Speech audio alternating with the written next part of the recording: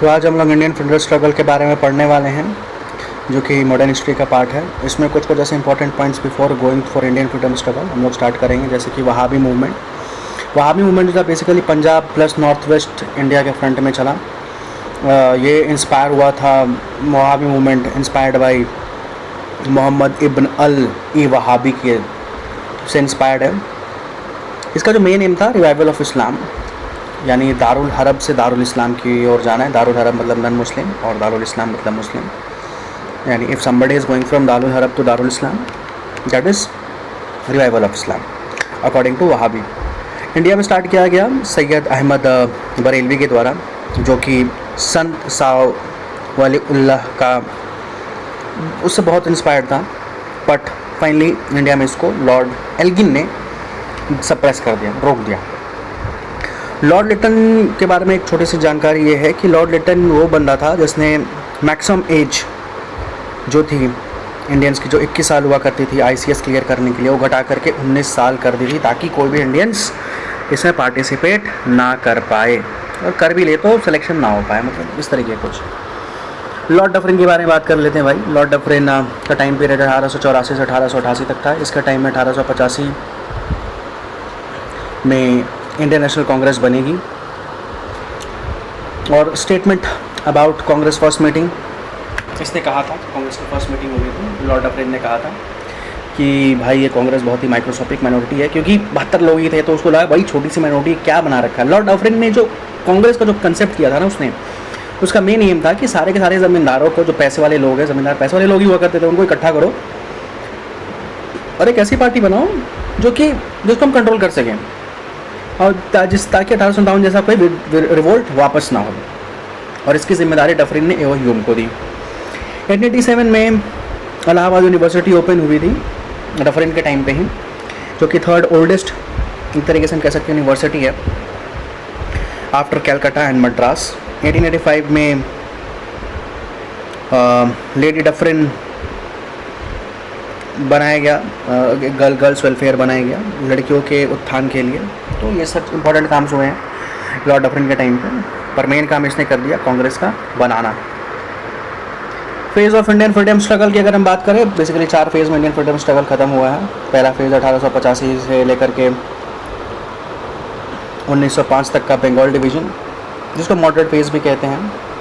Bengal division के बाद phase change हो जाता है। मॉडरेट फेज़ में लोग पिटीशन फाइल करते थे, क्योंकि मैक्सिमम ज़मींदार हुआ करते थे, कोई मूवमेंट नहीं करते थे। लीडर्स जो थे वो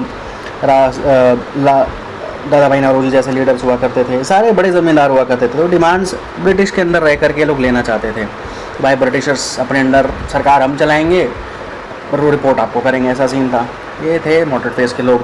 एक्सट्रीमिट फेज़ के लोग जो थे 1905 से लेकर के 1919 तक का जो फेज़ चला, वो एक्सट्रीमिट फेज़ का चला। 1919 में गांधी जी आ गए भैया, 1915 में गांधी जी आ गए, सॉरी वन गांधी के आने से पहले एक्सट्रीमिस्ट फेज़ चला, उग्रवादी फेज़ चला, जहाँ पे जन आंदोलन हुए, लोग डिमांड करने लगे स्वराज का। लीडर जैसे लाला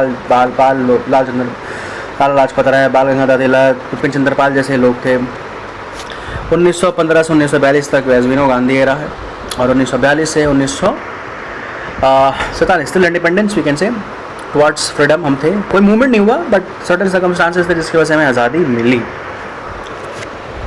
अब बात करते हैं प्री कांग्रेस ऑर्गेनाइजेशन। कांग्रेस से पहले के जितने भी ऑर्गेनाइजेशन थे उसके बारे में हम बात करते हैं। कांग्रेस से पहले के जितने भी इंपॉर्टेंट ऑर्गेनाइजेशन थे, वो सबसे पहले एक तरीके से कहें इंडिया की पॉलिटिकल पार्टी जो थी वो लैंड होल्डर सोसाइटी थी। एक तरीके से ज़मींदारों की एसोसिएशन हुआ करती थी। 1838 में कैलकाटा में ये एसोसिएशन बनी, सारे ज़मींदारों का एसोसिएशन। द्वारकानाथ टैगोर जिसके फाउंडर थे। First political party in India थी। इसके सेक्रेटरी सबसे पहले विलियम कार्बी थे, और फर्स्ट सेक्रेटरी इंडियन सेक्रेटरी थे वो प्रसन्ना कुमार ठाकुर थे। 1838 में कलकत्ता में पहली पार्टी बनी पॉलिटिकल एक तरीके। उसके बाद फिर पॉलिटिकल डेवलपमेंट और हुआ इंडिया में, पार्टियों का सिलसिला बनना शुरू हुआ। उसके बाद फिर 1866 में दादा भाई नौरोजी, जो grand old man of India जिनको हम कहते हैं, उन्होंने, जो कि पहले ब्रिटिश मेंबर हुआ करते थे पार्लियामेंट के, इंडिया की तरफ से पहले British Indian, first Indian to became member in British parliament, Dadabhai Naoroji ने लंदन में East India Association, first organisation outside India इन्होंने बनाई, ताकि इंडिया के to develop support for India. 1870 में पुनः सार्वजनिक सभा फिर से एक ज़मींदारों की पार्टी बनी बॉम्बे प्रेसिडेंसी में। जो कि MG Ranade, GV Ghosh, SJ चिपलांकर जैसे लोग इसके बनाने में सहयोगी रहे। फिर 1876 में इंडियन नेशनल एसोसिएशन बनी कलकत्ता में बाय आनंद मोहन बोस और सुरेंद्रनाथ बनर्जी। ये दोनों वो लोग थे जिन्होंने लिप्टन की जो रिफॉर्म थी ICS के लिए, उसके अगेंस्ट उन्होंने प्रोटेस्ट किया था। एम था यूनाइटेड इंडिया। फिर बात करते हैं इंडियन नेशनल कांग्रेस के फॉर्मेशन के बारे में। जो कांग्रेस वर्ड है बेसिकली वो USA कॉन्स्टिट्यूशन से लिया गया। USA कॉन्स्टिट्यूशन जो कि पहला रिटन कॉन्स्टिट्यूशन था, और कांग्रेस का मतलब होता है एसोसिएशन ऑफ पीपल। और Indian National Congress Lord Dufferin के टाइम पे बनी है 1885 में। As we know he was viceroy during that time, और उसने AOM को कहा कि भाई 1857 जैसी क्रांति दोबारा ना हो, इस वजह से एक ऐसी पार्टी बनाओ जिसमें हम कंट्रोल कर सके, जो कि बड़े ज़मींदारों की पार्टी होगी। AOM ने कुछ ऐसा किया भी, और एक इंडियन नेशनल यूनियन नाम की उसने पहले छोटी सी पार्टी बनाई, मतलब एक संगठन तैयार किया, जिसकी जो कि बाद में इंडियन नेशनल कांग्रेस बने, इंडियन नेशनल यूनियन। और इंडियन नेशनल कांग्रेस जो वर्ड दिया वो कांग्रेस में दादा भाई नौरोजी ने दिया। रीज़न क्योंकि meaning of Congress association of people था, इस वजह से। फिर फाइनली 28 दिसंबर 1885 को बॉम्बे में गोकुलदास तेजपाल संस्कृत कॉलेज में इंडियन नेशनल कांग्रेस बनी। मीटिंग हुई, 72 लोगों ने पार्टिसिपेट किया था। अर्लियर पुणे में बनने वाला था, पर पेंडेमिक आ गया था पुणे में, पर बन नहीं पाया इस वजह से। इसके फाउंडर एक तरीके से AOM कह सकते हैं, और जो कि फर्स्ट सेक्रेटरी ऑफ कांग्रेस भी रहे, जो कि रिटायर्ड IAS ब्रिटिश ऑफिसर थे। पहला सेशन जैसे मैंने बताया वो हुआ, उसमें प्रेसिडेंट जो थे WC बनर्जी बने। First session of Congress 72 people लोगों ने अटेंड किया, और पहली बार कहीं छपा इसके बारे में कि कांग्रेस जैसी कोई संस्थान भारत में, पॉलिटिकल पार्टी जैसी इतनी बड़ी संस्थान, एक ग्लोबल संस्थान, मतलब इंडिया के लिए एक काफ़ी बड़ी पार्टी बनी है। वो द हिंदू नाम की न्यूज़पेपर में बनी, छपी, फर्स्ट टाइम प्रिंट किया गया। इंपॉर्टेंट सेशन ऑफ कांग्रेस थोड़ा डिस्कस कर लेते हैं। 1886 में कलकत्ता में इंपॉर्टेंट सेशन सबसे पहले शुरुआत हुआ। दिसंबर में ही अधिकतर सारे कांग्रेस के सेशन होंगे। 1886 में कलकत्ता सेशन हुआ, जिसमें Dadabhai Naoroji first Persian president Congress के बने। 486 लोग आए इसमें। 1887 में मद्रास में हुआ, बदरुद्दीन तैयब जी आए जो कि प्रेसिडेंट बने। First Muslim president of Congress बने बदरुद्दीन तैयब जी। मद्रास में जो सेशन हुआ था 1887 में। 1888 में इलाहाबाद में सेशन हुआ, George joule president, first English president जो कांग्रेस का बना। 1889 में बॉम्बे में फिर से सेशन होता है कांग्रेस का। विलियम वेडबर्न जो कि हैं एक पहली फीमेल जिसने ज्वाइन किया कांग्रेस को। 1896 कलकत्ता में रविंद्रनाथ M सयानी प्रेसिडेंट बने। पहली बार वंदे मातरम गाया गया। वंदे मातरम जो कि बंकिम चंद्र चटर्जी द्वारा लिखी गई किताब अनंत मठ से लिया गया है। Theme song of freedom struggle बना 1896 में, रिटन इन 1882। आनंद मठ को 1882 में लिखा गया था, यानी डफरिन से पहले। 1905 में बनारस में फिर से एक सेशन होता है। प्रेसिडेंट बनते Gopal Krishna Gokhale, political Guru of Gandhi ji भी कहे जाते हैं, जिन्होंने बंगाल विभाजन का विरोध किया 1905 में। और जब बनारस में सेशन हुआ था ये, यानी बंगाल पार्टीशन का विरोध 1905 के बनारस सेशन में किया जाता है। 1906 में कलकत्ता में प्रेसिडेंट दादा भाई नौरोजी फिर से बनते हैं, डिमांड करते हैं स्वराज का। पहली बार स्वराज का डिमांड हुआ, कंप्लीट इंडिपेंडेंस का डिमांड हुआ दादा भाई नौरोजी के द्वारा, यानी फर्स्ट टाइम जो स्वराज शब्द का यूज भी किया गया वो दादा भाई नौरोजी के द्वारा किया गया कलकत्ता सेशन में 1906 में। 1907 में फिर सूरत में सेशन होता है। दिसंबर के महीने में ही स्प्लिट ऑफ कांग्रेस हो जाता है मॉडरेट और एक्सट्रीमिस्ट फेज में, यानी कांग्रेस दो हिस्सों में बढ़ जाएगी। उसका रीज़न हम जानेंगे आगे, क्योंकि मॉडरेट्स चाहते थे कि सेशन कहीं और हो, कांग्रेस एक्सट्रीमिस्ट सेशन कहीं और हो। कुछ रीजंस थे उनके स्पेसिफिक, ताकि वो उस हिसाब से अपने चीज़ों को प्लान कर सके, बट नहीं हो पाता। कांग्रेस स्प्लिट हो जाती है विचारधारा के वजह से। 1911 में कलकत्ता में BN धर प्रेसिडेंट बनते हैं। फर्स्ट टाइम जनगण मन इन्हीं के टाइम पे गाया गया, यानी 1911 में ही सबसे पहली बार जनगण मन गाया गया, जब उस टाइम पे प्रेसिडेंट कौन थे? BN धार थे। कलकत्ता में सेशन हुआ था। 1924 में बेलगम में कर्नाटका में प्रेसिडेंट गांधी जी बने। पहला इकलौता सेशन गांधी जी का जिसको हम कह सकते हैं, जिसमें गांधी जी प्रेसिडेंट बने बेलगाम कर्नाटका में। 1924 में सेशन हुआ था। 1917 में 1917 में कलकत्ता में प्रेसिडेंट बनी एनी बेसेंट, पहली आयरिश प्रेसिडेंट और पहली वुमेन प्रेसिडेंट कांग्रेस की बनी। उसके बाद फिर काफ़ी लोग प्रेसिडेंट बने हैं वुमेन में। और उसके बाद फिर 1925 में कानपुर में सेशन होता है, जब सरोजिनी नायडू पहली Indian women president of Congress बनती है, और ये पहली इंडियन गवर्नर ऑफ इंडिया बनी उत्तर प्रदेश की भी। कानपुर एक तरीके से मैनचेस्टर ऑफ नॉर्थ कहा जाता है। और कानपुर सेशन में ही जब सरोजिनी नायडू प्रेसिडेंट बनी थी, तब विजय विश्व तिरंगा प्यारा हमारे झंडे के सम्मान में गीत गाया गया था, जिसको श्यामलाल गुप्त ने लिखा है। विजय विश्व तिरंगा प्यारा झंडा ऊंचा रहे हमारा। 1929 में लाहौर में प्रेसिडेंट जवाहरलाल नेहरू बने। पूर्ण स्वराज की पहली बार डिमांड हुई। स्वराज की डिमांड हो चुकी थी दादा भाई नौरोजी के टाइम पे, पर पूर्ण स्वराज की डिमांड लाहौर सेशन में हुई 1929 में पंडित जवाहरलाल नेहरू के प्रेसिडेंट के शिप के अंदर। और उसके बाद 1931 कराची में सरदार वल्लभ भाई पटेल डिमांड रखते हैं फंडामेंटल राइट और इकोनॉमिक प्लानिंग की, जो कि प्रेसिडेंट थे उस टाइम पे, क्योंकि राउंड टेबल कॉन्फ्रेंस चल रहा था। राउंड टेबल कॉन्फ्रेंस में ही फंडामेंटल ये सब नेहरू रिपोर्ट आ चुकी थी, तो ये सबको ध्यान में रखते हुए राउंड टेबल कॉन्फ्रेंस के टाइम जाने से पहले ही ये सब चीज़ों को डिमांड में रखा गया। कराची का सेशन हुआ था 1931 में, जब पहली बार हमने फंडामेंटल राइट्स की डिमांड की। 1938 में क्या हुआ, हीरापुर गुजरात में है, नेताजी सुभाष चंद्र बोस ने पहली बार उन्होंने कांग्रेस का प्रेसिडेंट बने। 1939 में त्रिपुरी जो अधिवेशन हुआ सेशन कांग्रेस का 1939 में, सुभाष चंद्र बोस प्रेसिडेंट बने तो ज़रूर, पर उसका विरोध करने के लिए पी सीतारामैया को उतार दिया गया ग्राउंड में गांधी जी के द्वारा के सुभाष चंद्र बोस, बिकॉज सुभाष चंद्र बोस थोड़े से एक्सट्रीमिस्ट फेस के थे, तो ताकि एक्सट्रीमिस्ट भारी ना हो जाए मॉडरेट्स पे, इसलिए गांधी जी ने पी सीतारामैया को उतारा, जिससे सुभाष चंद्र बोस नाराज हो गए और उन्होंने कांग्रेस रिजाइन कर दिया और एक नई पार्टी बना ली, जिसको कहते हैं फॉरवर्ड ब्लॉक। 1939 में फॉरवर्ड ब्लॉक बनी, 1939 में उन्होंने रिजाइन किया था। तो 1940 में फाइनली एक रामगढ़ में सेशन होता है, अब्दुल कलाम आज़ाद प्रेसिडेंट बनते हैं जिसके। 1941 में कोई कांग्रेस का सेशन नहीं होता, क्योंकि 41 से 45 तक क्योंकि वर्ल्ड वार 2 चल रहा होता है, और अब्दुल कलाम आज़ाद यंगेस्ट प्रेसिडेंट जो कि बने थे कांग्रेस के रामगढ़ सेशन में, कोई longest serving president of Congress रहे, क्योंकि बिफोर इंडिपेंडेंस कि उस टाइम पे वर्ल्ड वार चल रहा था 1940 से 1945 तक। 1946 में मेरठ में जेबी कृपलानी बनी प्रेसिडेंट, आज़ादी के समय प्रेसिडेंट ऑफ कांग्रेस बनी है। आज़ादी के समय प्रेसिडेंट ऑफ कांग्रेस जेबी कृपलानी थी, और आज़ादी के बाद जो पी सीतारामैया थे वो कांग्रेस बने थे प्रेसिडेंट के पहले प्रेसिडेंट, जो कि वही त्रिपुरी सेशन में सुभाष चंद्र बोस के अगेंस्ट खड़े हुए थे। अब उसके बाद आता है कोई सेशन ऑफ कांग्रेस 1930 में नहीं हुआ, 1935 में नहीं हुआ, 1941 से 45 में नहीं हुआ और 47 में नहीं हुआ। इकलौता ऐसा सेशन जो कि गांव में हुआ था कांग्रेस का, वो था फैजपुर महाराष्ट्र में। पंडित जवाहरलाल नेहरू ने इसको प्रेसिडेंटशिप तौर पे पोस्ट किया था। आफ्टर इंडिपेंडेंस कांग्रेस का मैंने बात कर लिया, और सबसे ज़्यादा जो कांग्रेस के सेशन हुए कलकत्ता में हेल्ड हुए, जिसकी वजह से कलकत्ता कैपिटल ऑफ नेशनलिज्म बन गया। अब इसकी वजह से बहुत सारी चीज़ें वहाँ पर उठने लगी, बहुत सारे विवाद उठने लगे, बहुत सारी नई नई क्रांतिकारी चीज़ें उठने लगी। इस चीज़ को ध्यान में देखते हुए लॉर्ड कर्जन का दिमाग खराब हो गया। लॉर्ड कर्जन बोला भाई ऐसे तो काम नहीं चलेगा। इसका टाइम पीरियड 1899 से 1905 था। अपने 6 साल के कार्यकाल में इसने बड़े खतरनाक काम किए। सबसे पहला काम, इसने 1903 में दिल्ली दरबार लगा दिया। उसके बाद CID डिपार्टमेंट का स्थापना किया, जिसको क्रिमिनल इन्वेस्टिगेशन डिपार्टमेंट भी कहते हैं। और सेकंड दिल्ली दरबार जो उसने लगाया था वो नए किंग के उपलक्ष्य में लगाया था। आ नहीं रहे थे वो लोग, बस वहाँ बन गया तो उसने दिल्ली दरबार लगा दिया ऐसे ही हैप्पीनेस में। वैसे पहला दिल्ली दरबार लॉर्ड लिटन के टाइम पे लगा था। फिर 1905 में इसने रेलवे बोर्ड का स्थापना किया। इसने एक स्टेटमेंट दिया कांग्रेस के बारे में, Congress is tottering to its fall, I will give it a peaceful डिमिस।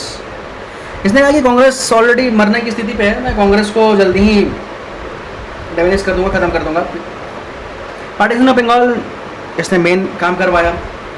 भाई 1905 में इसका मुख्य उद्देश्य था, क्योंकि इसने जान लिया था लॉर्ड कर्जन ने कि भाई कलकत्ता एक तरीके से देखा जाए नेशनलिज्म बनते जा रहा है, सेंटर ऑफ नेशनलिज्म बनते जा रहा है। इस वजह से इसने डिसाइड किया कि लेट्स डिवाइड, और ये बन रहा है क्योंकि हिंदू मुस्लिम एक साथ हैं, और हिंदू मुस्लिम को जब तक डिवाइड नहीं करेंगे तब तक काम नहीं चलेगा। इसने दिमाग लगाया। इसने ईस्ट बंगाल और वेस्ट बंगाल नाम की दो बंगाल को 2 हिस्सों में बांट दिया। अब जो बटा उसका इसने रीज़न दिया एडमिनिस्ट्रेटिव रीज़न, बट इसका रियल मोटिव तो हमें पता ही था कि Bengal partition due to nationalism rise, और दूसरा हिंदू मुस्लिम जो एक हो रखे थे तो उनको डिवाइड और जब तक करेंगे नहीं तब तक तो फायदा होगा नहीं, आवाज़ उठते रहेंगे अंग्रेज सरकार के खिलाफ। बंगाल पार्टीशन फाइनली हुआ 16 अक्टूबर 1905 को, जिस दिन हम वर्ल्ड फूड डे मनाते हैं 16 अक्टूबर को। तो 16 अक्टूबर 1905 को बंगाल 2 हिस्सों में बटा। बंगाल आज का जो बंगाल है, आज का हम बात करें इंडिया के हिसाब से, तो वेस्ट बंगाल, उड़ीसा और बिहार का पार्ट बंगाल बना, यानी वेस्ट बंगाल बना, और ईस्टर्न बंगाल प्लस आसाम यानी Bangladesh, Assam plus north east India मिलकर के एक ईस्टर्न बंगाल बना। 16 अक्टूबर 1950 को जो मॉडरेट लोग थे उन्होंने बोला भैया हम तो रक्षाबंधन मनाएंगे, उसको ब्लैक डे मनाया उन्होंने, हिंदू मुस्लिम आपस में राखी बांधे 1905 में। कांग्रेस सेशन 1905 में फिर से हुआ भैया, इसका विरोध करने के लिए कि एंटी पार्टीशन मूवमेंट चलाएंगे हम। एक्सट्रीमिस्ट ने बोला कि नहीं हम स्वदेशी मूवमेंट चलाएंगे, यानी मॉडरेट्स ने एंटी पार्टीशन मूवमेंट चलाया और एक्सट्रीमिस्ट ने स्वदेशी मूवमेंट चलाया। कांग्रेस के इस सेशन में 1906 में बंगाल नेशनल कांग्रेस बना, बंगाल नेशनल कांग्रेस बना, जिसमें पहले प्रिंसिपल अरविंदो घोष थे और सेकंड जो इंपॉर्टेंट काम हुआ बंगाल टेक्निकल इंस्टीट्यूट बना, जिसको जादापुर यूनिवर्सिटी आज के टाइम पे कहते हैं, जो कि 1905 में ओपन हुआ। एंटी पार्टीशन मूवमेंट की अगर हम बात करें, started by Gopal Krishna Gokhale, only movement in which Rabindranath Tagore participated. होता है ऐसा मूवमेंट जिसमें रविंद्रनाथ टैगोर पार्टिसिपेट किए थे। और रविंद्रनाथ टैगोर जो थे, जिन्होंने कंपोज किया अमर सोनार बांग्ला, इसी टाइम पे उन्होंने कंपोज किया था एंटी पार्टीशन मूवमेंट। मतलब बंगाल का भैया विभाजन मत करो, अमर सोनार बांग्ला का उन्होंने गाया 1905 में। 1911 में तो उन्होंने भैया हर जब प्रेसिडेंट थे तब उन्होंने जनगण मन दिया ही था। तो इकलौता ऐसा मूवमेंट जिसकी हम बात कर सकते हैं जिसमें रविंद्रनाथ टैगोर ने पार्टिसिपेट किया, वो एंटी पार्टीशन मूवमेंट था, जो कि गोपाल कृष्ण गोखले द्वारा चलाया गया था। और ये चलाया गया था 1905 के कांग्रेस अधिवेशन में स्टार्ट हुआ था। 1905 के सेशन में फ्रीडम स्ट्रगल का थीम सॉन्ग वंदे मातरम बना था, written by Bankim Chandra Chatterjee in book Anand Math, 1882 में लिखा गया था। कांग्रेस के मैक्सिमम सेशन जैसे दिसंबर में होते, पर अगर उसके अलावा कोई सेशन हो तो स्पेशल सेशन ऑफ कांग्रेस कहा जाता है। दिसंबर का 1907 का कांग्रेस का सेशन नागपुर में हुआ था। मॉडरेट्स ने इसे सूरत में करवाना चाहा, पर एक्सट्रीमिस्ट इसको नागपुर में करना चाहते थे। इसके बाद क्या होता है, 1906 में फॉर्मेशन ऑफ मुस्लिम लीग हो जाता है। ये सब चीज़ के बीच में क्या हुआ, क्योंकि बंगाल तो बन चुका था, बंगाल के 2 हिस्से हो चुके थे। अब बंगाल के 2 हिस्से हुए, तो जो हिस्सा ईस्टर्न बंगाल का था उसमें ढाका कैपिटल जो बनी, वहाँ पे फॉर्मेशन ऑफ मुस्लिम लीग हुआ। सलीमुल्लाह खान और आगा खान दोनों बने। सलीमुल्लाह खान को नवाब ढाका कहा जाता है। आगा खान फर्स्ट मुस्लिम प्रेसिडेंट बने, एक तरीके से फाउंडर ऑफ मुस्लिम लीग भी कह सकते हैं इनको हम। डिमांड ऑफ मुस्लिम लीग, भाई उन्होंने बात ही बोला, डिमांड किया सेपरेट इलेक्टोरेट। ब्रिटिशर्स खुश, बोला बस बहुत यही तो चाहिए था। और इसी चीज़ को कांग्रेस एक्सेप्ट कर लेगी भाई, जो कि बाद में जाकर के आगे चल के इनको बहुत दिक्कत होने वाली है। जब नेहरू रिपोर्ट को ये लोग डिक्लाइन करेंगे, सेपरेट इलेक्टोरेट, जब नेहरू रिपोर्ट में कहा जाएगा नहीं ज्वाइंट इलेक्शन होगा, तब मुस्लिम लीग इसको डिनाई कर देंगे। और यही कांग्रेस की सबसे बड़ी भूल थी और यही रीज़न बनेगा धीरे धीरे जाकर के पाकिस्तान जैसा देश भी एक फॉर्म हो जाएगा। नॉर्मल इलेक्शन में पार्टिसिपेट नहीं किए लोग, मतलब पार्टिसिपेट नहीं करेंगे मुस्लिम लोग, अलग इनको इलेक्टोरेट चाहिए। 1907 में क्या हुआ, कांग्रेस सेशन सूरत में स्टार्ट हुआ, डिवीजन ऑफ कांग्रेस हुआ। राज बिहारी घोष ने इसमें पार्टिसिपेट किया। Due to split in Congress, anti partition movement ended. क्योंकि सूरत में होना था, क्योंकि नागपुर में होना था, पर सूरत में हो गया।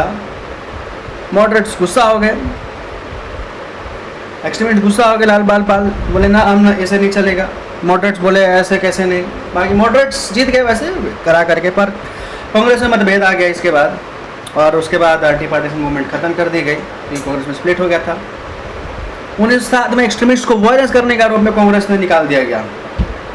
मतलब मॉडरेट्स ने कहा एक्सट्रीमिस्ट को कि तुम लोग बहुत वायलेंस करते हो, तुम लोग कम कांग्रेस से बेदखल करते हैं। जैसे ही बेदखल किया, एंटी पार्टीशन मूवमेंट जो कि first mass movement of India था, जो कि जन आंदोलन था, पहली मास मूवमेंट ऑफ इंडिया, वो भाई खत्म। जो कि 1905 में शुरू किया गया था गोपाल कृष्ण गोखले जी के द्वारा। 1908 में क्या होता है, बाल गंगाधर तिलक प्रेसिडेंट बनते हैं कांग्रेस सेशन के, बाल गंगाधर तिलक पर सिटीजन के ग्रोह के चार्जेस लगा दिए जाते हैं और उनको जेल भेज दिया जाता है। मैंडले जेल बर्मा में है, भेज दिया गया। क्योंकि और बाल गंगाधर तिलक ने गीता रहस्य नाम की किताब लिखी थी, और बाल गंगाधर तिलक को जेल इसलिए भेजा गया था क्योंकि उन्होंने एंटी पार्टीशन मूवमेंट में पार्टिसिपेट किया था।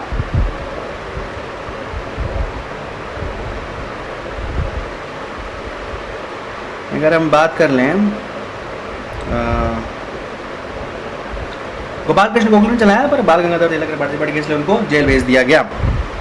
म्यांमार के जेल में भेजा गया। बाल गंगाधर तिलक ने गीता रहस्य नाम की किताब लिखी। 1909 में मॉर्ले मिंटो रिफॉर्म आया। सेक्रेटरी ऑफ स्टेट मॉर्ले थे, वायसराय मिंटो थे। Granted separate electorate to Muslim League ने तो पहले ही चाल चल दिया था अपना भाई, सेपरेट इलेक्टोरेट का चाल चला, सेपरेट इलेक्टोरेट चली चाल।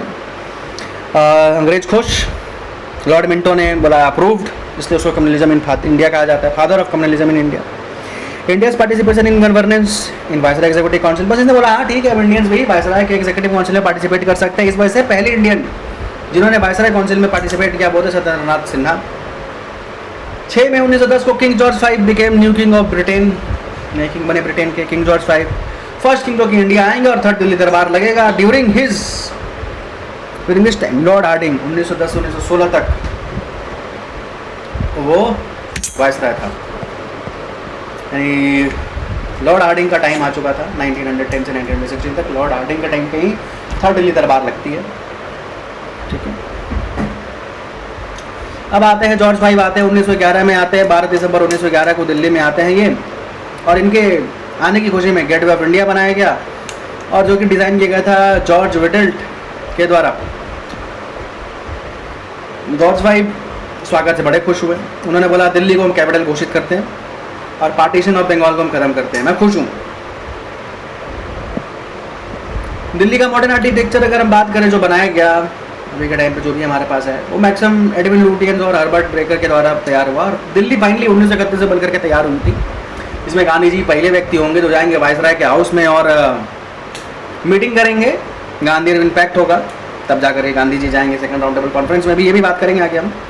प्रेसिडेंट हाउस बना रायसेना हिल्स पे बना है, जो कि वैसे प्रेसिडेंट हाउस और भी 2 जगह इंडिया में, क्योंकि हैदराबाद में है और शिमला में, जहाँ प्रेसिडेंट को साल में एक बार जाना ही पड़ता है।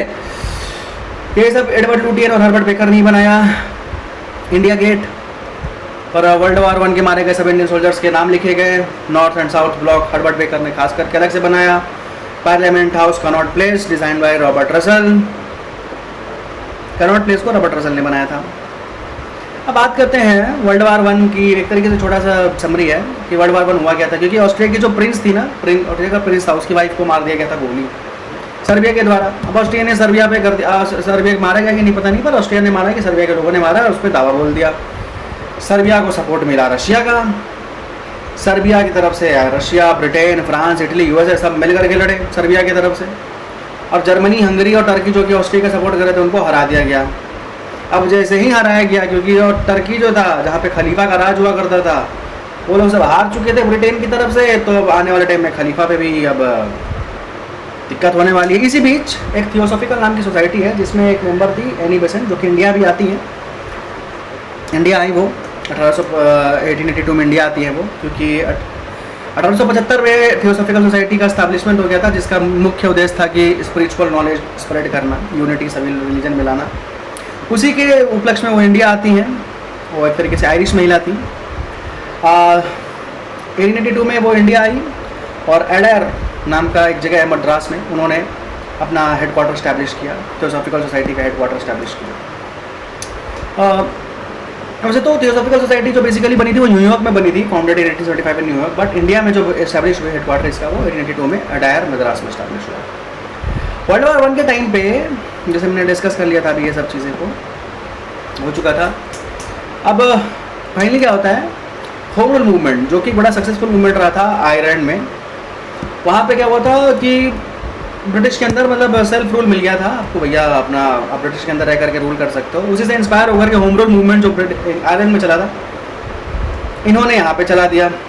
एनी बेसेंट ने बोला कि हाँ हम ब्रिटिश के अंदर रह करके होम रूल मूवमेंट चलाते हैं, बट फाइनली रिजेक्ट कर दिया गया, बड़े रिजेक्ट कर दिया गया।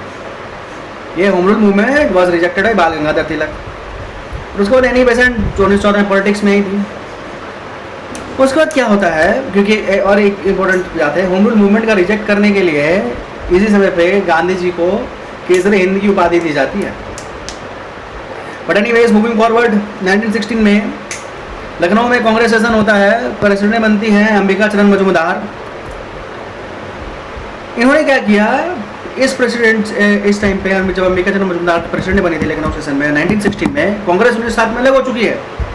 1916 में कांग्रेस रियूनाइट होगी और साथ ही साथ उन्होंने हिंदू और मुस्लिम को भी रियूनाइट किया, यानी एनी बेसेंट ने यूनिटी का काम किया, इंडिया को यूनाइट करने का काम किया। बहुत इंपॉर्टेंट लेडी।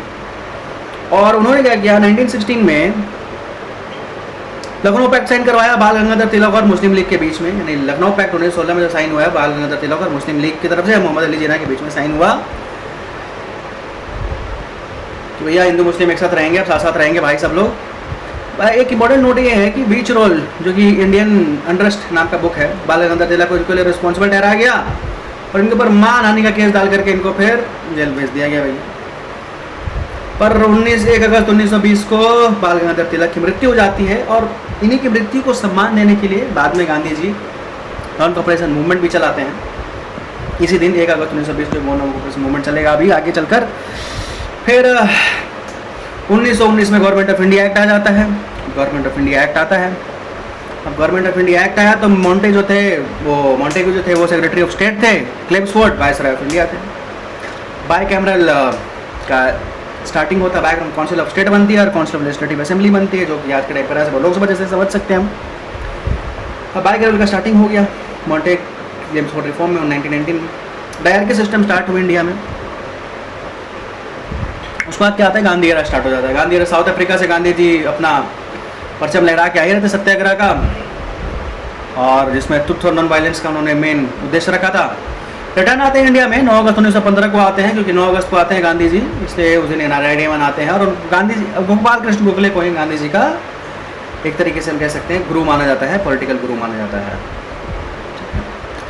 और गोपाल कृष्ण गोखले ने सर्वेंट्स ऑफ इंडियन सोसाइटी नाम की एक संस्था बनाई थी, जो कि 12 जून 1905 को पुणे बनाई थी उन्होंने। 1 सेशन कांग्रेस का, जिसको गांधी जी ने अटेंड किया था 1901 में अटेंड किया था गांधी जी ने, साउथ अफ्रीका जाने से पहले अटेंड कर लिया था। और उस टाइम पे जो प्रेसिडेंट थे दिनशॉ एडविल वाचा प्रेसिडेंट हुआ करते थे कांग्रेस के।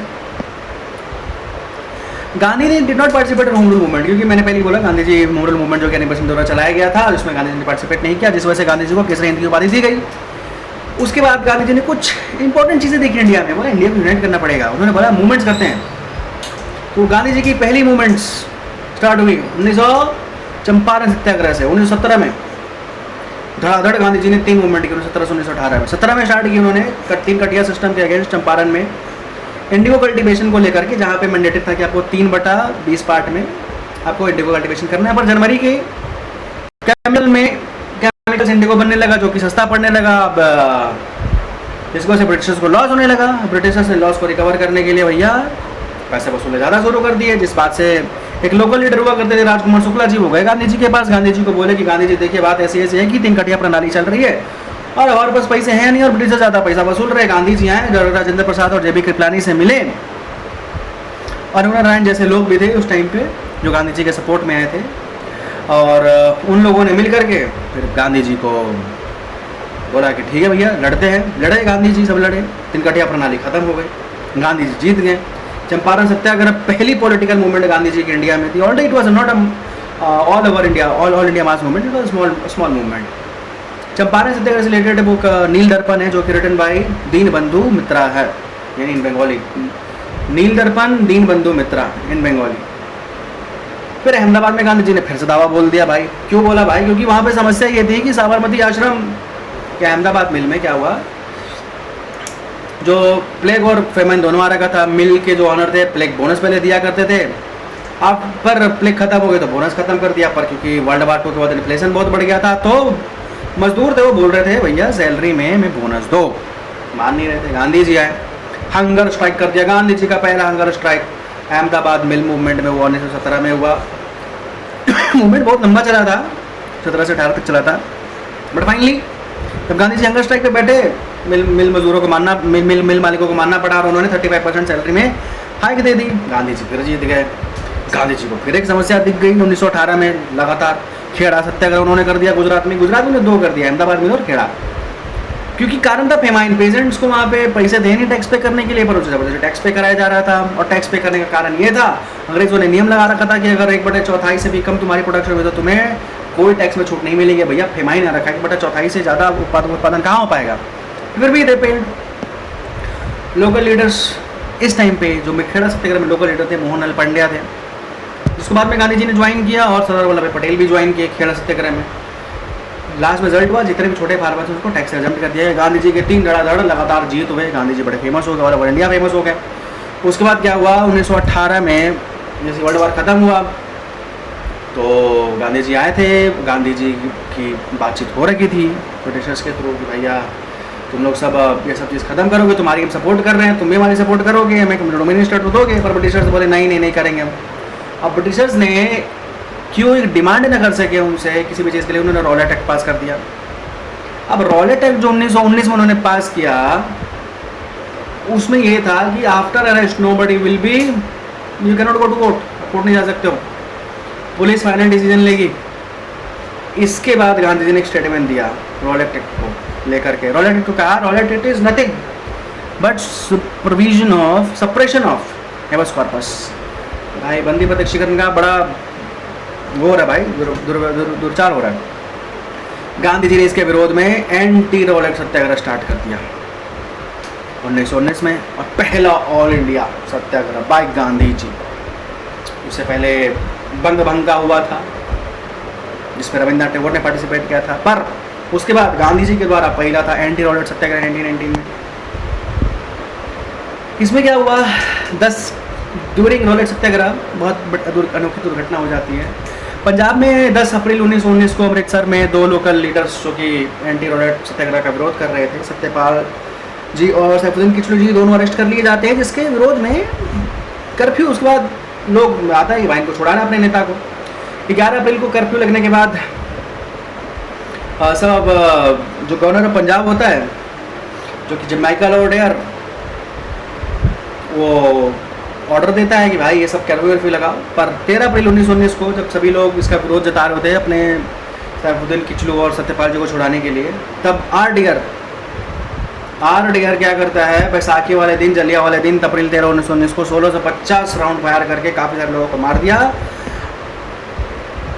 जिसके बाद जलियांवाला बाग में गांधी जी ने ये सब चीज़ देखने के बाद एंटी रॉलेट सत्याग्रह को विड्रॉ कर लिया। बोला भैया इतना वायलेंस हम नहीं देख सकते हैं, और जांच के लिए अंग्रेज़ों ने हंटर नाम की कमेटी बैठाई। हंटर कमेटी जिसको कहते हैं ब्रिटिश गवर्नमेंट ने।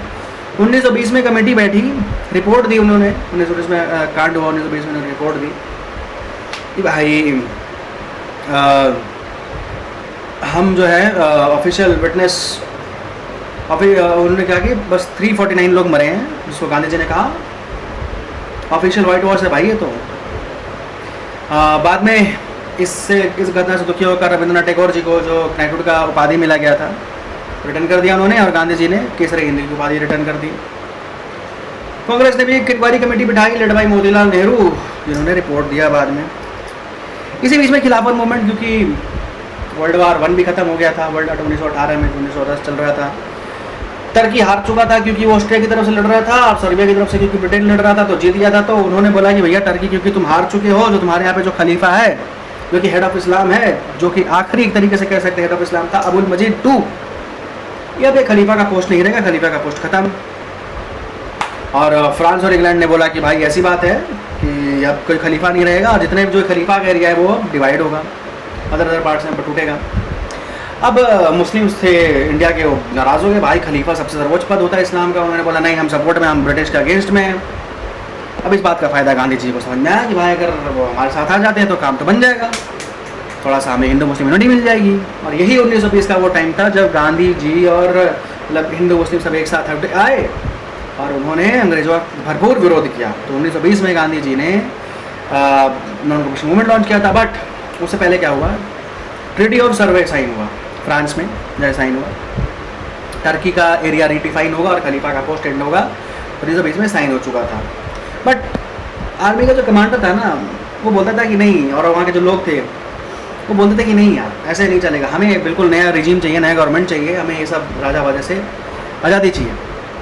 तो उस टाइम पे कमांडर जो था आर्मी का, वो मुस्तफ़ा कमाल अतातुर्क था, जिसकी फाउंडर ऑफ तुर्की कहा जा सकता है। उसने बिल्कुल ही नया तरीके से एक दुनिया बना लिया। बट इंडिया में खलीफत मूवमेंट आ गई, उन्होंने बोला नहीं खलीफा का पोस्ट वापस लाओ। खिलाफत मूवमेंट दिल्ली से शुरू हुई, भाई अली ब्रदर्स, शौकत अली जौहर और मोहम्मद अली जौहर। गांधी जी ने भी ज्वाइन कर लिया इनको, मौलाना अबुल कलाम आज़ाद के साथ ज्वाइन किया। अली ब्रदर्स और गांधी जी ने स्टार्ट कर दिया नॉन कॉपरेशन मूवमेंट मिल करके। असहयोग आंदोलन कांग्रेस में स्टार्ट नहीं करवाया, पर आज गांधी जी ने स्टार्ट किया। ये कांग्रेस बाद में स्टार्ट करेगी, कांग्रेस में स्टार्ट नहीं हुआ। कांग्रेस में गए गांधी जी, सितंबर 1920 में गए भाई, स्पेशल सेशन बुलाई गांधी जी ने, लाला लाजपत राय जिसके प्रेसिडेंट थे, और उन्होंने कहा कि हम आज से स्टार्ट करते हैं नॉन कॉपरेशन मूवमेंट, अंग्रेज़ों को हम कॉपरेट नहीं करेंगे। और डिमांड रखी नॉन कॉपरेशन मूवमेंट की कि रोलेट एक्ट हटाओ, जालियांवाला बाग के पीपल जो डायर ने मारा उसको सजा दो, खलीफा का जस्टिस चाहिए और डिमांड ऑफ स्वराज, हिंदू मुस्लिम एक हो गए। यानी इंडियंस जो थे वो कॉपरेट नहीं कर रहे थे इसमें। और एक तरीके से देखा जाए गांधी जी का जो अभी तक सीरीज चल रहा है वो Champaran, Ahmedabad, Kheda, anti Rowlatt act, फिर नॉन कॉपरेशन, फिर सिविल डिसोबीडियंस आएगा और quit India Gandhi ji last में करेंगे, आखिरी बोलता होगा। Non cooperation movement Gandhi ji ने लॉन्च किया 1 अगस्त 1920 को, जैसे मैंने बताया था। बाल गंगाधर तिलक की मृत्यु हो जाती है, उसके उपलक्ष्य में उनके ऑनर में किया जाता है। और उन्होंने कहा कि डो नॉट स्टॉप, जब तक इंडिपेंडेंस नहीं मिलेगी तब तक रुकेंगे नहीं। ये बात नागपुर सेशन में 1920 में नागपुर सेशन में हुई, मतलब फिर से हुआ, सितंबर में स्पेशल सेशन हुआ, फिर 1920 में नागपुर सेशन हुआ। अब इसका इम्पैक्ट क्या हुआ, पॉजिटिव इम्पैक्ट हुआ, ये हुआ NCN का, नॉन कॉपरेशन मूवमेंट NCM का, कि चरखा और खाड़ी सिंबल ऑफ नेशनलिज्म बने। यानी NCM के जो सिंबल थे नेशनलिज्म के चरखा और खाड़ी थे। जामिया यूनिवर्सिटी इस्टेब्लिश हुई बाई मोहम्मद अली। हिंदू मुस्लिम यूनिटी एक पीक पर थी। फॉरेन गुड्स बॉयकॉट हो गए, लिकर शॉप बंद कर दिए गए, मतलब विरोध किया गया, फॉरेन क्लॉथ्स जला दिए गए, मर्चेंट्स जो थे वो विदेश में ट्रेड करने से मना करने लगे। इससे भाई ब्रिटिशर्स को बड़ा नुकसान होने लगा। कांग्रेस पार्टी इस तरीके से अब तक कांग्रेस जमींदारों की पार्टी थी, जमींदार लेवल बड़े बड़े लोग बात, पर पहली बार सभी लोगों ने मिलकर के नॉन कॉपरेशन मूवमेंट के थ्रू पूरे all over India mass movement Gandhi ji ने करवाया और एक तरीके से वेल ऑर्गेनाइज तरीके से मास मूवमेंट करवाया गांधी जी ने और लोगों को जमीन से जोड़ा। ड्यूरिंग नॉन कॉपरेशन मूवमेंट, इससे पहले तो गांधी जी ने already anti Rowlatt act movement चला ही रखा था, जो कि बाद में फेल हो गया जब जालियांवाला बाग हुआ था। फिर नॉन कॉपरेशन मूवमेंट में काशी विद्यापीठ बनाया गया, अनटचेबिलिटी को खत्म करने की बात की गई। Gandhi ji said he will get swaraj within 1 year. Gandhi ji ने कहा स्वराज एक साल में लेकर के रहेंगे। बट फाइनली क्या होता है, 1922 में चौरी चौरा हत्याकांड हो जाता है। गोरखपुर का एक जिला है जहाँ पे चौरी चौरा है, गोरखपुर जिले में 5 फरवरी 1922 को कुछ लोग जो लिकर का विरोध कर रहे थे उनको 3 पुलिस वालों ने मारा था, 3 लोगों को पुलिस वालों ने मारा था, जिसके जवाब में तकरीबन 22 से 23 पुलिस वालों को जिंदा जला दिया गया था। गांधी जी इस बात से बहुत दुखी हुए और 12 फरवरी 1922 को बरदौली रेजोल्यूशन में गांधी जी ने नॉन कॉपरेशन मूवमेंट को विड्रॉ कर लिया। यानी reason of withdrawing non cooperation movement was Chauri Chaura. 10 मार्च गांधी जी को फिर अरेस्ट हो गया, गांधी अरेस्ट हो गए क्योंकि मूवमेंट था नहीं। सुभाष चंद्र बोस ने इसको नेशनल कैलेमिटी का, गांधी जी के बरदौली जो यहाँ पे रेजोल्यूशन था उसको विड्रॉ करने को सुभाष चंद्र बोस ने बोला भाई this is very wrong, so he withdraw that.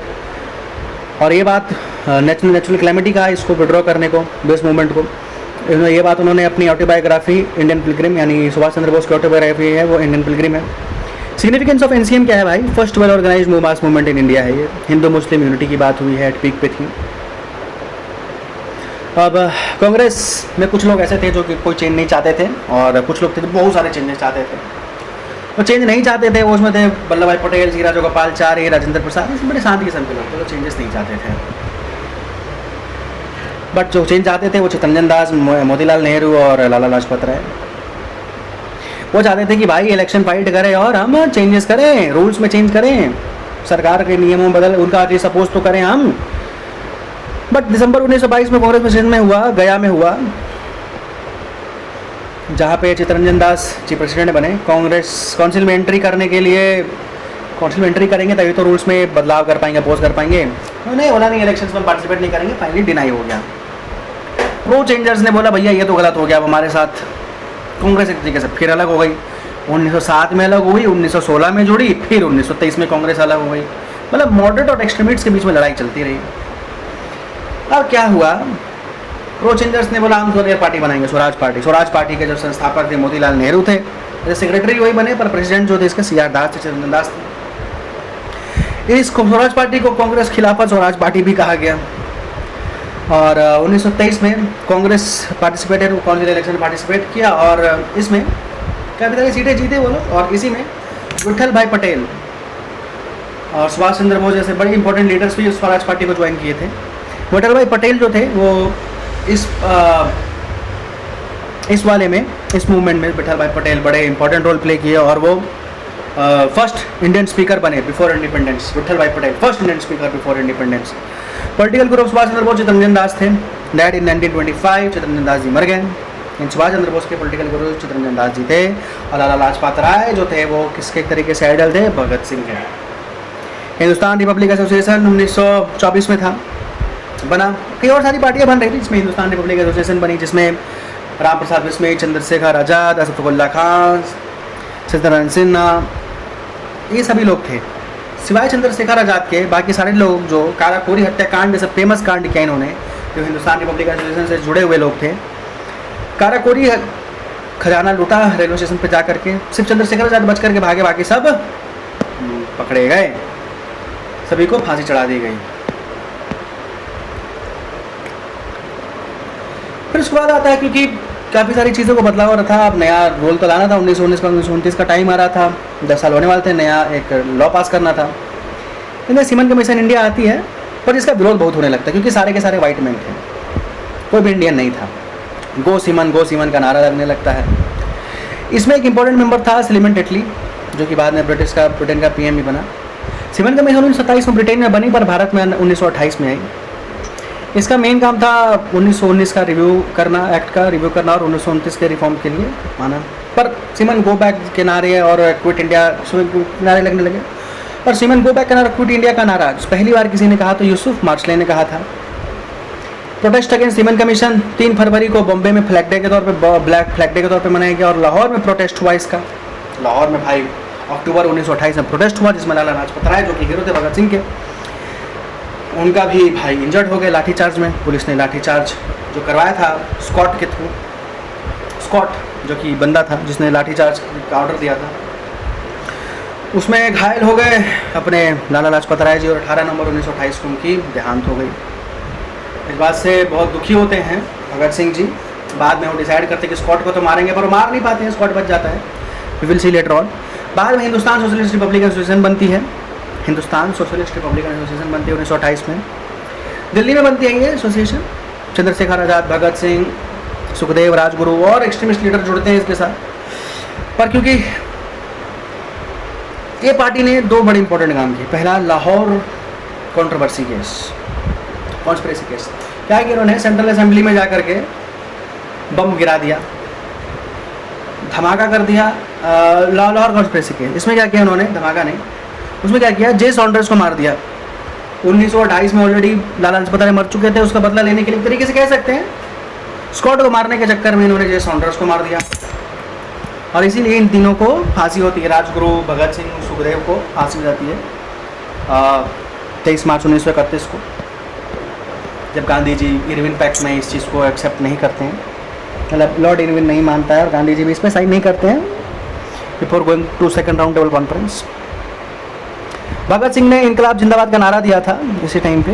भगत सिंह ने कहा, और वैसे तो इनकलाब जिंदाबाद सबसे पहली बात हज़रत रूहानी ने कहा था। इकबाल शब्द का मतलब होता है मूवमेंट्स।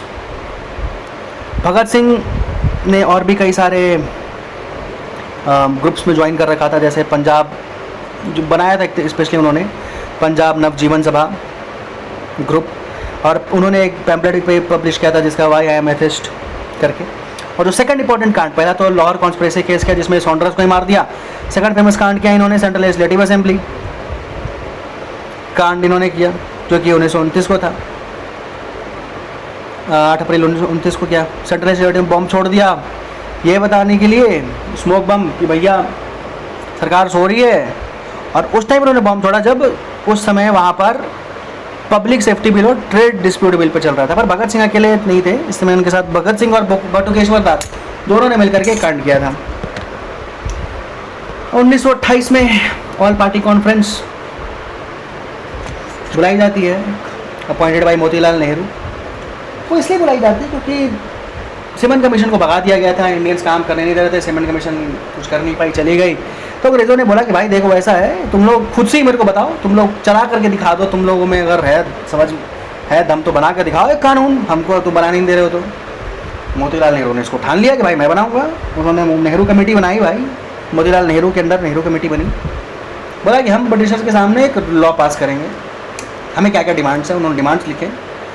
नेहरू रिपोर्ट में fundamental right, self rule, right to vote जो होगा वो एज के बेसिस पे होगा, टैक्स के बेसिस पे नहीं होगा, जॉइंट इलेक्शन जैसे मैंने पहले कहा था, जब कांग्रेस ने एक्सेप्ट कर लिया था 1969 में लखनऊ पैक्ट के टाइम पे, जो उनकी सबसे बड़ी ब्लंडर थी, तो यहाँ पे उनको धोखा दे दी, क्योंकि ज्वाइंट सेपरेट इलेक्टोरेट को मुस्लिम लीग ने डिनाई कर दिया और यहाँ पे फिर मुस्लिम हिंदू अलग हो गए, जिसके विरोध में जिन्ना ने अपने 14 पॉइंट भी दिए नेहरू रिपोर्ट के अपोजिशन में। और पहली बार एक तरीके से नेहरू रिपोर्ट के थ्रू इंडिया ने अपना संविधान बनाने का कोशिश स्टार्ट किया था। 1928 में कल कांग्रेस शासन हुआ, मोतीलाल नेहरू प्रेसिडेंट बने और मोतीलाल नेहरू ने भैया बोला कि भाई देखो ऐसी बात है, मैंने नेहरू रिपोर्ट एक तैयार की है, जो कि ब्रिटिशर्स को बोल देता हूँ 1 साल का टाइम कि इसको इम्प्लीमेंट करें, अदरवाइज हम प्रोटेस्ट मूवमेंट्स करेंगे, जो कि कोलकाता सेशन में हुआ। नेहरू रिपोर्ट कोलकाता सेशन में पारित हुआ 1928 में। अक्टूबर 1929 में इरविन ने ऑफर दिया गांधी जी को, क्योंकि भैया 1 साल पूरा होने वाले थे और वो हंगामा चाहता नहीं था। इंडियंस को बोला कि भाई इंडियंस आओ बातचीत करते हैं, पर और राउंड टेबल कॉन्फ्रेंस बातचीत करेंगे। दिसंबर 1929 में, क्योंकि 1 साल पूरा हो चुके थे, 28 में नेहरू रिपोर्ट आई थी, तो पूर्ण स्वराज की डिमांड कर दी। बोली अब पूर्ण स्वराज रेजोल्यूशन होगा और हम लोग सिविल डिसोबीडियंस मूवमेंट स्टार्ट कर देंगे। लाहौर सेशन में घोषणा हो गई इसकी, और कहा कि भैया 26 जनवरी को हम इंडिपेंडेंस डे मनाएंगे, 26 जनवरी 1923 को पहली बार हम इंडिपेंडेंस डे मनाएंगे। और उन्होंने बॉयकआउट कर दिया राउंड टेबल कॉन्फ्रेंस, बुलाना बातचीत नहीं करना, तुम लोग बातचीत करने के लायक नहीं, अंग्रेजों को बोल दिया। और कहा कि भैया हम लोग फ्लैग होस्ट करेंगे। किसने कहा? इंडियंस ने कहा। कहाँ फ्लैग होस्ट हुआ? पहली बार लाहौर में रवि नदी के किनारे 31 दिसंबर 1929 को। और क्योंकि इरविन ने बात मना कर दी थी, बात इसके एवज में ही भैया सिविल डिसोबीडियंस मूवमेंट आया। 1930 तक लगभग चला, 4 साल चला। इसका मतलब ही था कि ब्रिटिश के रूल को फॉलो नहीं करना है। तो गांधी जी ने पहला नियम ब्रेक किया, 3-4 तरीके से अंग्रेज़ों को डिनाई किया गया, जिसमें सबसे इम्पोर्टेंट था सॉल्ट लॉ, जो कि गांधी जी के द्वारा ब्रेक करना था, जहाँ पे अंग्रेज़ों ने टैक्स लगा रखा था कि ब्रिटिशर्स इंडियंस को टैक्स देना पड़ेगा। गांधी जी साबरमती आश्रम से डांडी की ओर चले। उस समय वायसराय लॉर्ड इरविन हुआ करता था। वायसराय लॉर्ड इरविन के टाइम पे सॉल्ट सत्याग्रह हुआ। 12 मार्च 1923 को स्टार्ट हुआ और 6 अप्रैल 1930 को ख़त्म हो गया। 77 फॉलोअर के साथ गांधी जी शुरुआत किए थे और बाद में हज़ारों लाखों फॉलोअर जुड़ गए। साबरमती आश्रम और डांडी, जो कि एक नवसारी डिस्ट्रिक्ट है गुजरात में, वहीं पे जाकर ख़त्म हुआ और गांधी जी ने वहाँ पे सॉल्ट लॉ ब्रेक कर दिया। पर इस बार गांधी जी अरेस्ट हो गए और जेल चले गए। गांधी जी को सॉल्ट लॉ तोड़ने की वजह से जेल भेज दिया गया। अब first Indian to receive Bharat, अब इसी के बीच में दूसरे तरीके से, एक तरीके से गांधी जी ने अटैक कर दिया था सिविल डिसोबीडियंस मूवमेंट में, ओबे नहीं करके। दूसरी तरफ से नॉर्थ ईस्ट इंडिया की तरफ से लोग, नॉर्थ ईस्ट इंडिया में खान अब्दुल गफ्फार खान लीड कर रहे थे। वो उनको फ्रंटियर गांधी भी कहा जाता था, एकदम गांधी जैसे स्वभाव थे वो। खुदीराम, इन्होंने खुदाई खिदमतगारी मूवमेंट स्टार्ट की। इस मूवमेंट में क्या करते थे लोग? ब्रिटिश गवर्नमेंट का विरोध करने के लिए रेड शर्ट मूवमेंट चलाते थे, लाल कुर्ती पहन लेते तो ब्रिटेन का विरोध करते थे। खान अब्दुल गफ्फार खान के बारे में एक बात ज़रूरी है कि वो पहले नन इंडियन थे जिनको भारत रत्न मिला, उसके बाद नेल्सन मंडेला को मिल रखा है। उसके बाद क्या होता है, मद्रास में श्री राजागोपालाचारी ने एक तरीके से और अंग्रेज़ों के विरोध में छेड़ दिया सिविल डिसोबीडियंस को सपोर्ट करने के लिए, जिनको मराठा जी भी कहते हैं, कि जवाहरलाल नेहरू और गोविंद वल्लभ पंत ने इलाहाबाद में शुरू कर दिया। एक तरीके से अंग्रेज गिर गए बिल्कुल सिविल डिसोबीडियंस मूवमेंट में। राउंड टेबल कॉन्फ्रेंस की फिर भी बात कर ही ली गई, उसने इरविन ने बोला ही था, यानी जॉर्ज भाई किंग, ब्रिटेन का किंग, और इन सभी लोगों ने बोला कि राउंड टेबल कॉन्फ्रेंस बुलाओ यार। राउंड टेबल कॉन्फ्रेंस जो हुआ सारा के सारा वो सेंट जेम्स पैलेस लंदन में हुआ। 3 राउंड टेबल कॉन्फ्रेंस हुए 1931 से 1932 के बीच में, 1930 से 1932 के बीच में तीन होते हैं, सारे सेंट जेम्स पैलेस लंदन में होते हैं। इसमें मेन मेंबर थे किंग जॉर्ज 5 और रैमसे मैकडोनल्ड, पीएम जो थे ब्रिटेन के, उन्होंने इनके साथ होता है।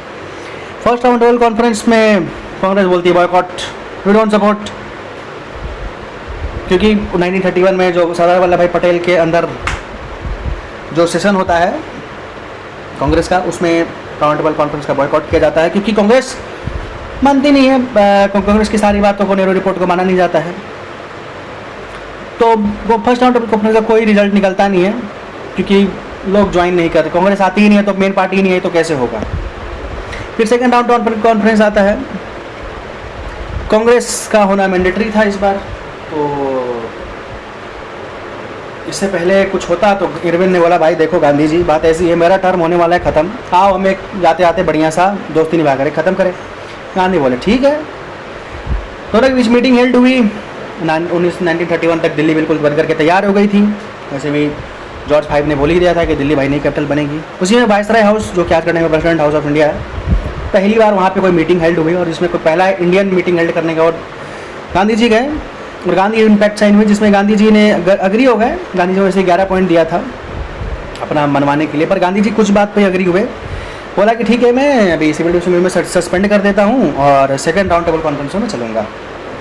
लॉर्ड इरविन ने बोला कि ठीक है, ऐसी बात है तो मैं भी अब अच्छा जस्टर दिखाते हुए आपको बोलता हूँ कि आपके सारे पॉलिटिकल प्रेशर्स को छोड़ दूंगा, पर भगत सिंह, सुखदेव, राजगुरु यानी ट्रायो को मैं नहीं छोड़ने वाला, जो लाहौर केस के दोषी हैं, जिन्होंने स्टॉन्डर्स को मारा, स्कॉट को मारने के चक्कर में। फिर उसके बाद इन्होंने बोला ठीक है, बाकी साथ साथ आपका सॉल्ट का जो नियम है वो मैं ख़त्म कर देता हूँ, टैक्स लगने को ख़त्म कर देता हूँ। इसके बाद पता ही हम लोग को 23 मार्च को उन लोग को फांसी हो गई 1931 को, और हम मार्टियर्स डे मनाते हैं। After Poona pact Lahore session हुआ 1931 में, जिसमें गांधी का सबसे ज़्यादा विरोध हुआ था, है कि गांधी जी ने ये सब चीज़ें मान ली थी, और वहीं पे हम लोग फंडामेंटल राइट्स का डिमांड करते हैं, सब चीज़ का डिमांड रखते हैं सरदार वल्लभ भाई पटेल के अंदर। Second round table conference start होता है। लॉर्ड वेलिंगटन वायसराय रहते हैं, क्योंकि चेंज हो चुका होता है। इरविन के बाद इंपॉर्टेंट पॉइंट है, और गांधी जी जो जाते हैं लंदन सेंट जेम्स पैलेस में, वो SS राजपुताना जहाज से जाते हैं। कांग्रेस को रिप्रेजेंट कर रहे थे गांधी जी, सरोजिनी नायडू इंडियन वुमेन को रिप्रेजेंट कर रही थी वहाँ पर। रिजल्ट कुछ नहीं होता, क्योंकि इसके मुख्य कारण ये थे, ब्रिटिश गवर्नमेंट रिफ्यूज़ करती थी कि डोमिनियन स्टेट नहीं देंगे, ना फंडामेंटल राइट देंगे, इंपॉर्टेंट चीज़ देंगे ही नहीं। गांधी जी बोलते नहीं चाहिए, रख लो। उसके बीच में BR अम्बेडकर बोलते हैं कि भाई ऐसा है, मेरे को दलितों के लिए सेपरेट इलेक्टोरेट चाहिए। एक तो मुस्लिम ले ही चुके थे, अब दलित भी ले रहे हैं। गांधी जी और दुखी हो गए, बोले कि भैया no result, I am not supporting any kind of thing over here. अब इस चीज़ को बढ़ावा देने के लिए अंग्रेज तो चाहते ही थे और भारत में विवाद हो, उसने इसको अप्रूव कर दिया सेपरेट इलेक्टोरेट फॉर दलित को। तो गांधी इस तरीके जो अप्रूव किया ना, इसको तरीके से अवार्ड समझा गया, कम्युनलिज्म का अवार्ड समझा गया, इसलिए इसको कम्युनल अवार्ड कहते हैं। 16 अगस्त 1932 का ये फाइनली अप्रूव हो गया था। PM जो थे रैमसे मैकडोनाल्ड ने इसको अप्रूव किया था, बट गांधी जी ने अपोज कर दिया। गांधी जी तो नाराज़ हो ही चुके थे। गांधी जी आ गए सेकेंड राउंड टेबल कॉन्फ्रेंस के बाद दिल्ली, अपने इंडिया पहुँचे और बोला कि नहीं, जो सस्पेंड हो गया था सिविल डिसोबीडियंस मूवमेंट CDM, वो रिस्टार्ट होगा। अब जैसे गांधी जी स्टार्ट किया, पकड़ के अंग्रेजों ने फिर से इसको जेल में डाल दिया गांधी जी को। अब गांधी जी को अपोज करने के लिए communal award, Gandhi ji already communal award का अपोज कर ही रहे थे, और इस बार उन्होंने गांधी जी फिर से हंगर स्ट्राइक मार दी। अब भाई गांधी जी का हंगर स्ट्राइक देख करके सभी लोग डर गए, इसीलिए हंगर स्ट्राइक को ख़त्म करने के लिए पूना पैक्ट साइन हुआ गांधी जी और BR अम्बेडकर के बीच में 24 सितंबर 1932 को। गांधी जी की तरफ से पंडित मदन मालवीय ने साइन किया और BR अम्बेडकर ने साइन किया। अब ये जो पूना पैक्ट था, इसके बीच में 2 मीडिएटर्स थे, मालवीय जी और राजेंद्र प्रसाद जी, और फाइनली ये डिसाइड हुआ पूना पैक्ट में कि नो सेपरेट इलेक्टोरेट फॉर दलित, और पर हाँ दलितों को रिजर्वेशन मिलेगा सीट्स में। ठीक है, थर्ड राउंड टेबल कॉन्फ्रेंस हुआ। कांग्रेस ने बोला नहीं जाएंगे, कोई निकलता है नहीं, अंग्रेज अपनी चलाते हैं। मुस्लिम लीग गिना के बिना चली गई, और डॉक्टर अम्बेडकर इकलौते बंदे थे जिन्होंने सभी के सभी राउंड टेबल कॉन्फ्रेंस को अटेंड किया। रिजल्ट बाद में ये निकला भाई, अंग्रेज समझ गए कि भाई इंडियंस के थ्रू काम बनने वाला नहीं है। So finally what we are going to do that we are gonna pass government of India 1935, और गवर्नमेंट ऑफ इंडिया 1935 पास हो गया, क्योंकि एक तरीके से व्हाइट पेपर एक्ट इसलिए कहा जाता है क्योंकि किसी की मर्जी नहीं थी, बिना किसी तरीके से प्रॉपर सिग्नेचर के साइन वाइन होकर के यहाँ अप्रूव हो गया करके कर दिया गया। Passing of government of India 1935, ये जो एक्ट पास हुआ ये ब्रिटिश पार्लियामेंट का आखिरी एक्ट था इंडिया में, इंडिया के लिए, और लार्जेस्ट एक्ट था। ये एक तरीके से हमारे आज का जो संविधान है, जो 70% हिस्सा इसी का गवर्नमेंट ऑफ इंडिया 1935 का है। गवर्नमेंट ऑफ इंडिया 1935 जो कि बर्मा में, जिसने इसके थ्रू बर्मा 1937 में हमसे अलग हो गया। RBI जैसे संगठन का गठन हुआ, सुप्रीम कोर्ट गठित हुआ, डायरकी ख़त्म हो गई। डायरकी ख़त्म जो हुई वो प्रोविंस में ख़त्म हुई। यहाँ पे गवर्नर था ब्रिटिश का था, मिनिस्टर सारे इंडियन हुआ करते थे।